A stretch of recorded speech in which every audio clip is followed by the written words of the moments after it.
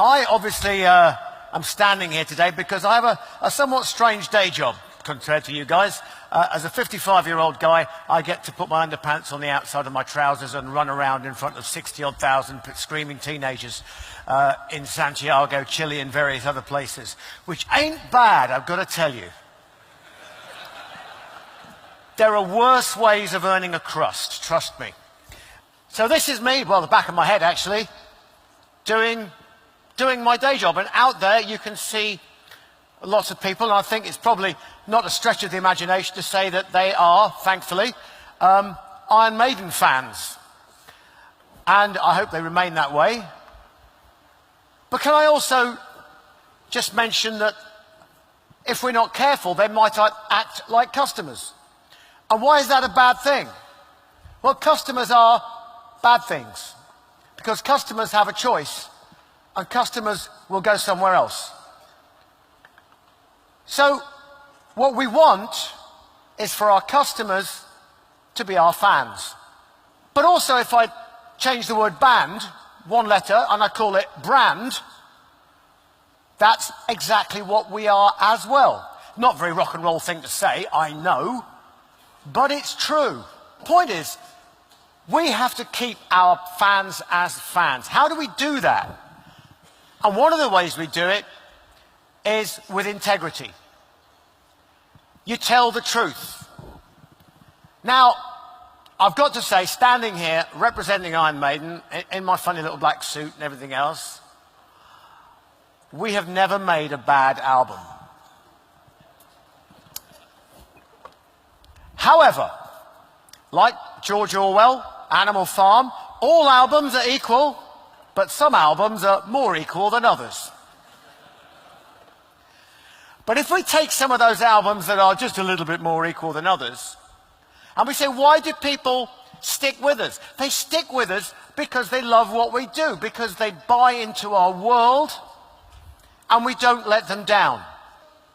There we are, earning our money from live, but it's the integrity, back to customers, fans. It's not just customers buying tickets, they are fans, and they want to know the integrity of the band. And the integrity of the band is its creativity.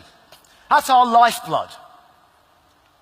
So if we stop making records, we just become a shell. And eventually, the people will just become customers, and they'll walk away to the next nostalgia act. And that's the reason we're growing 20% in a lot of our markets, and that's the reason why we're attracting 16-year-old kids. And those are the people who are filling stadiums, as I said before, not people my age. And the reason is because the integrity is there.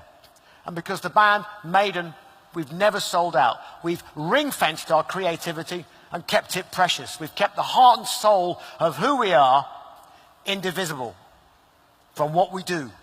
But recently, we were approached to do an Iron Maiden red wine.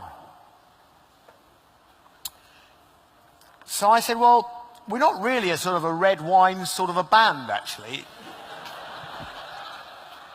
We're a quintessentially British band. I mean, I like the idea of doing something alcoholic and interesting. Why don't we do a traditional British ale? And the guy goes, oh, okay, well, we'll slap a label on some. I said, no. If we're going to do it, we'll do it properly. We will devise and create our own. Now, the only guy who's actually living in the country that drank enough beer, unfortunately, to do the research was me. So I sat up for about 6 months with the head brewer of this brewery, developing a brew. It was hard and harsh work.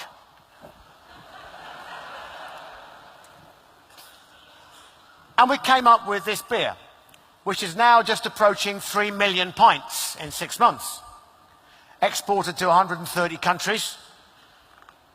And we're actually quietly very pleased with it. It's not an Iron Maiden beer. It's a beer created by the guys, or some of the guys in Iron Maiden. But as a brand, it stands on its own. Why? Because it has integrity. The unintended consequence is, when somebody rips off your album, and they decide that they're going to go and listen to the download for free, what do? They usually go and drink a few beers while they're doing it.